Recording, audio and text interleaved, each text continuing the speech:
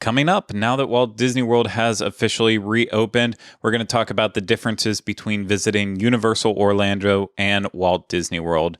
From my house in the Orlando area, this is the Universal edition of the Diz Unplugged.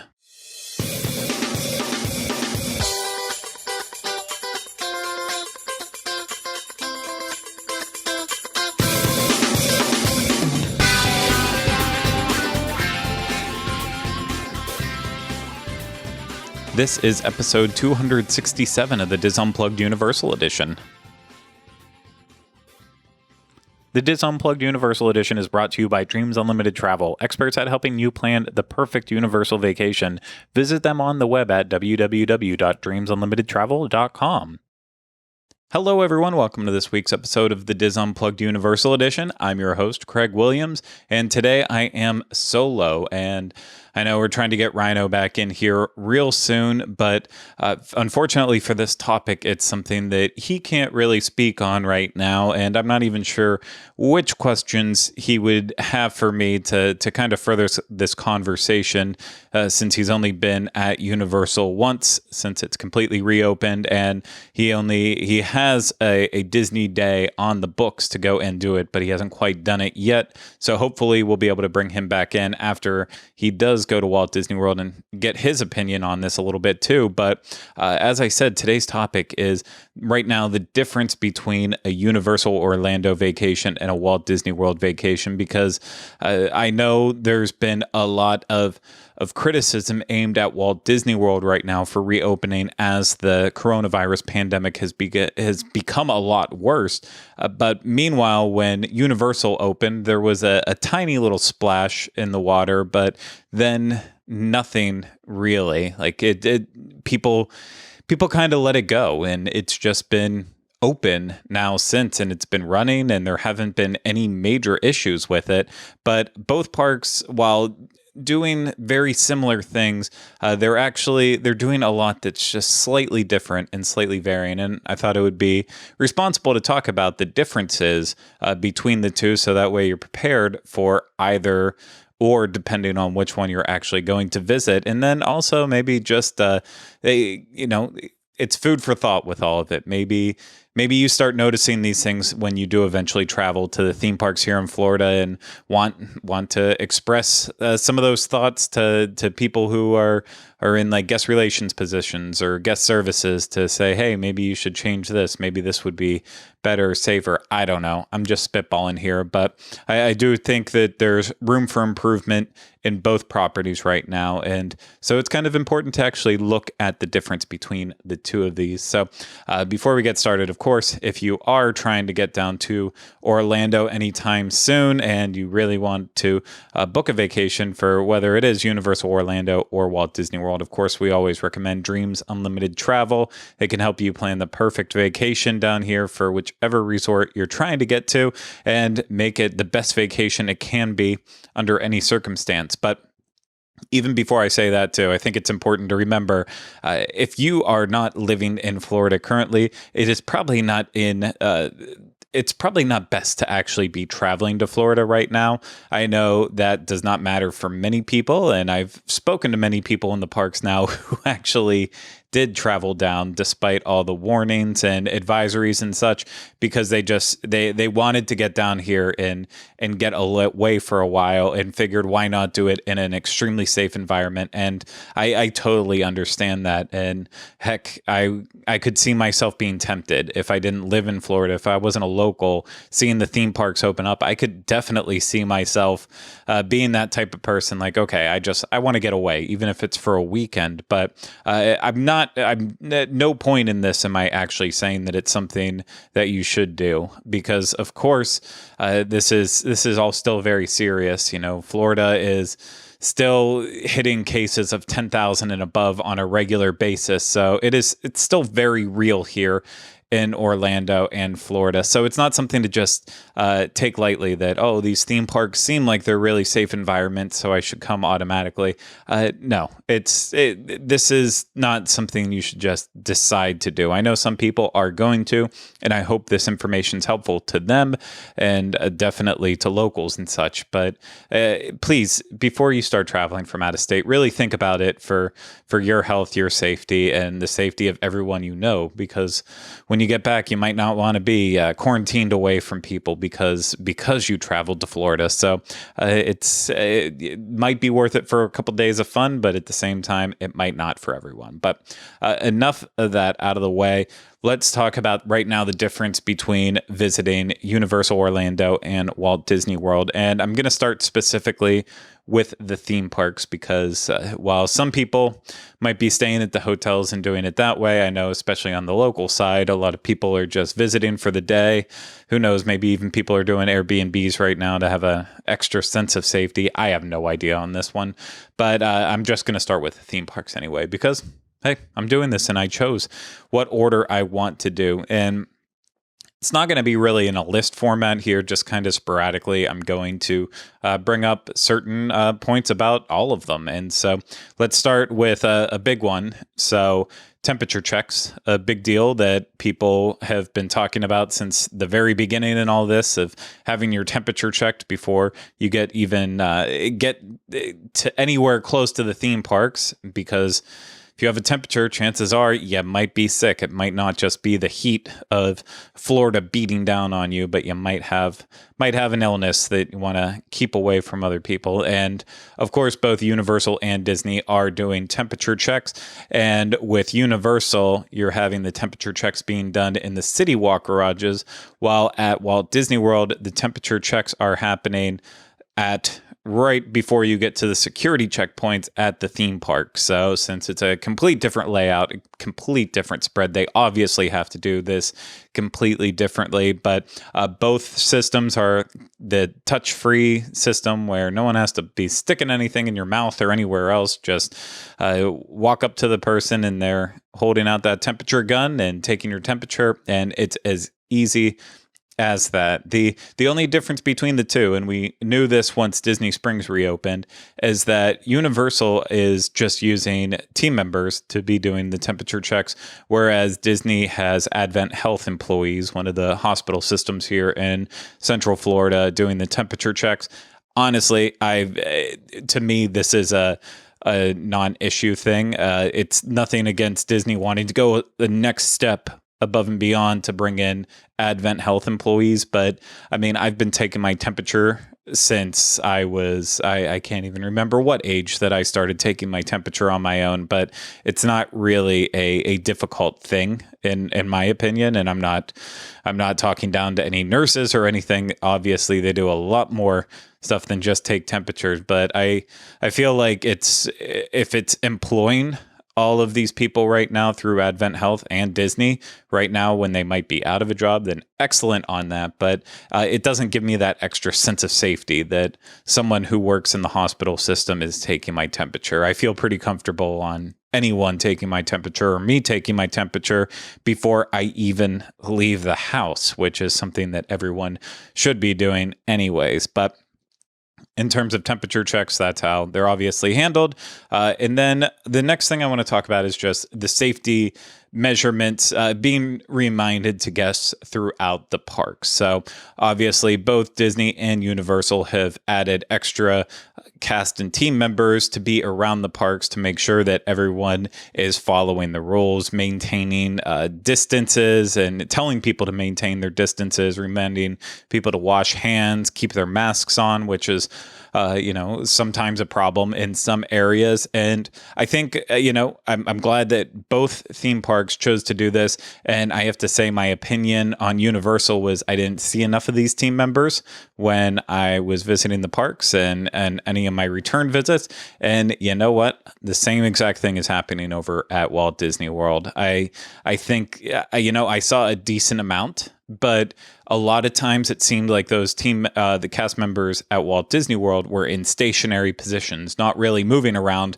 So essentially, they're just stuck there when a person can be 20 yards past them and then finally take off their mask or anything. At that point, they can't even see anymore. So there was many that were roaming around, but just still not really enough. So both parks for me, both resorts kind of get a knock on that. They need to add in more team members and cast members to be in these positions, to be out there and checking on people, reminding them of the rules, and just being around in case anyone has any questions, concerns, etc. on that.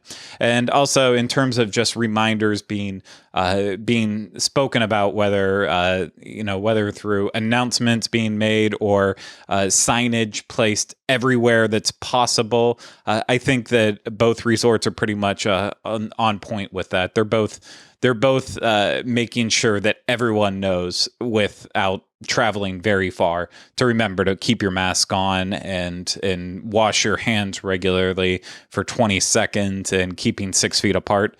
Both places are handling this very well, so no knocks on either one of them. And the next one, though, I will have to say I would have to urge in Disney's favor is the way they're actually handling the frontline cast members there versus how Universal's handling their team members. Of course, both team members and cast members are wearing masks. However, Disney has taken it the next step further and gone above and beyond with how they're handling that with their cast members. And their cast members are actually wearing a plastic face shield as well for that extra sense of protection when they are placed in positions where they cannot maintain distance. So this is a huge deal because, I mean, I would say the majority of cast members you're seeing throughout the day are wearing the extra face shield as well, too. So it's not one of those things. I don't think that, I'm not an expert in masks or any of this still, but I will just say from a perception point that it seems like it's a lot safer being a Walt Disney World cast member than it is being a Universal team member, and not from the worry that I don't think they're necessarily coming to work with anything and passing it on to me, but they're trying to make a living and being placed in the front lines, and obviously if they don't want to do it, then they don't have to, and they can just quit their job and have to find something else, and on, something that they shouldn't have to be forced to do. But ultimately with it, I feel like it shows that they do care a little bit extra about their cast members in that way, that they want to not only say, okay, the mask will help you not spread something to any guests, as well as this face shield now, and then vice versa. If any guest wants to come up and sneeze on you, at least you have that extra sense of protection. And I have not seen that happen. I don't believe I will see that happen, but who knows? It's a crazy world. I could also see that happening at some point. Hand sanitizer. That's another important thing that was talked about in terms of the parks and their reopening procedures and such. With hand sanitizer, Universal, I felt like, based on what they had said before reopening about hand sanitizer being given to you before you get on the attraction and then immediately after, when I finally went to Universal, I felt like they had dropped the ball on that a little bit. The one thing I do think they're doing well is that they actually have a team member physically squirting the hand sanitizer into your hands right before you get on the attraction vehicle, so every single person is doing it, whereas Disney has hand sanitizer dispensers set up, so technically anyone can walk right past them and not do anything if they want to, and that is a problem. So I think Universal has the edge on that. But in terms of quantity, Disney definitely outweighs them because they are placing hand sanitizers, dispensers before you get into the attraction queue, or right at the entrance of the attraction queue, right before you get on the attraction, and then immediately after you get off. I only saw once in all the times I've been to Universal. I've only seen a team member with hand sanitizer at the exit once. So I like Disney has definitely upped the quantity, but Universal, at least I do know that everyone touching a ride vehicle is going to be sanitized right before they get on. I can say that that's not the same in terms of Disney. And then in terms of distancing as a general, I would say I'm going to try to break this into everything with distancing, but I would say that pretty much both places are equal. You know, the theater shows are being done the same at both resorts, every other row, and then making sure there's adequate space in between each group and parties seated down in on rides that are, you know, bringing guests within 6 feet of each other. They're skipping rows if they have to, making sure there is that distance. And then in the parks as a whole, you know, both places are encouraging people when possible to actually maintain distance. And I think really that doesn't come down to what can Disney or Universal do to make it better. That comes down to the sheer question of how are the parks designed? Are the parks designed with wide walkways to make it easier for people to distance? And I think, you know, I think Universal Studios Florida is still one of the best examples of being able to distance very well. Islands of Adventure, not so much. Magic Kingdom, very easy to space out and be distant from other people. Epcot was a little rough in some areas. I'll just say that. I think Epcot was a step below below Islands of Adventure. Animal Kingdom, very similar to Islands of Adventure, and then Hollywood Studios, pretty similar to Universal Studios Florida. So it's kind of all over the board on that. And then I will say one other thing too. I should have mentioned it with the rides, but both Disney and Universal have made sure that the queues are also adjusted for proper distancing. In some terms, Disney ended up putting plexiglass shields in between different queue lines when there wasn't possible to kind of distance the queue, and people knew they had to go side by side. And so the only way to keep those lines working well was to put a physical barrier up. Like it was an awesome step that they did. It does ruin the theming in certain points, but I don't think anyone cares right now about that. But in terms of the floor markers and queues, I have to again give this one to Universal versus Disney. They both did them, and they both I feel like paid attention and made sure there was at least 6 feet of distance. But there was plenty of times at Disney where I could tell that, you know, I'm standing on my space, and then 6 feet in front of me was the next marker. And then there was a wraparound in another 6 feet. And then there was the next group there. But because of how they had it set up at Disney, it was ending up that the person, not the group directly in front of me, but the next group after that, they ended up being like only 3 feet away from me based on how the line was actually set up. And at Universal, it doesn't matter for them if they had to put a big 12-foot gap in between the next people just to make sure that no one was near each other. Like they did a lot better job. And even though it was frustrating at times at Universal, I think Forbidden Journey was one attraction where I complained about a lot, that you couldn't see around the next corner to see if you could actually move forward because of how far back you had to stay. But ultimately, you know, it ended up being a safer way to do that versus trying to just be like, okay, every 6 feet we'll make that work, and then ending up not being as distant as you need to. So Universal definitely gets a little bit of an extra bump on that too. So overall, though, both parks are extremely safe. It's just, I think, you know, crowd levels, I can't really compare the two of them on that because I don't know actual numbers, but neither the crowd levels that Disney is making sure they have right now in Universal's, I feel like they're both in line. They are the right ratio. Wait times are not too large, and attractions don't feel crowded. Areas don't feel crowded. I think they're both doing the right thing on that. So overall, both parks are extremely, they feel safe. I don't know yet if they truly are safe, but they feel safe.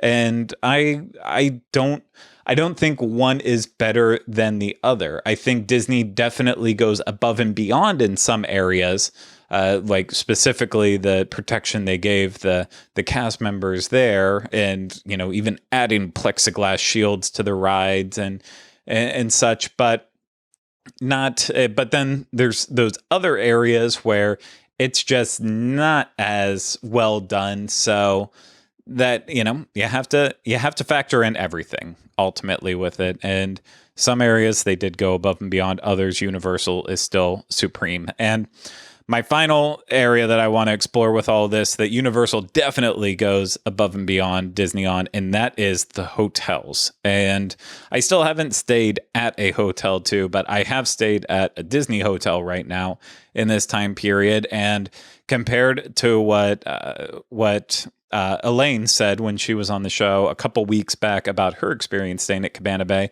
we're talking night and day differences on this. So the first thing I was shocked staying at a Walt Disney World Resort hotel was that there was no temperature checks at any point in time. So I walked into the Polynesian through the main entrance, and then every time after that first time I came in the main entrance to check in, after that, there's sometimes 3-4 different ways you can get to your actual building when you're staying at a Disney resort hotel that you don't have to go through the lobby. So I guess that would make it a challenge to do something like temperature checks at most of their hotels. But that's kind of how it was that I was like, okay, well, no temperature check there, no temperature checks anywhere. So people could literally be walking around these hotels right now completely sick and no one would know, and no one could really say anything. There seemed to be no one enforcing rules at the hotels. That people were wearing no masks all around, whether they were coming and going from the pools, getting food, just being like, oh, it's late at night. No one else could ever be around, so I don't have to wear a mask. And then you turn around and go around the corner and I run right into them, and then they have to scurry real quick to put something on. Like, there was no one there doing anything about it. A couple security guards, of course, always at the resorts, but it didn't seem like they were walking around trying to find infractions and make sure people were following the rules. It's kind of a free for all there, and just a little worrisome in that way. So I love Universal doing their actual temperature checks daily to make sure their hotel guests are healthy and doing okay, at least in terms of having a fever and such. They can catch that by doing that. At Walt Disney World, at their hotels, they can't. And a lot of Universal hotels, it really is truly one way in and one way out. So it's a lot easier to really grab people at that. I know at some of the resorts there's other entrances and side stuff that you can get around, but not like Walt Disney World, where it seems like every hotel has at least 2 or 3 ways you can get in without going in through the main lobby. So, but again, that's neither here nor there on that. But then in terms of the hotel rooms, they're both properties are making sure that they do extra cleaning in between guest turnover in the rooms and such, and making sure that everything's been cleaned thoroughly, placing remotes in bags. So I can't really complain about the rooms themselves. It's more about just being at the resorts and at the hotels and being in common places, not knowing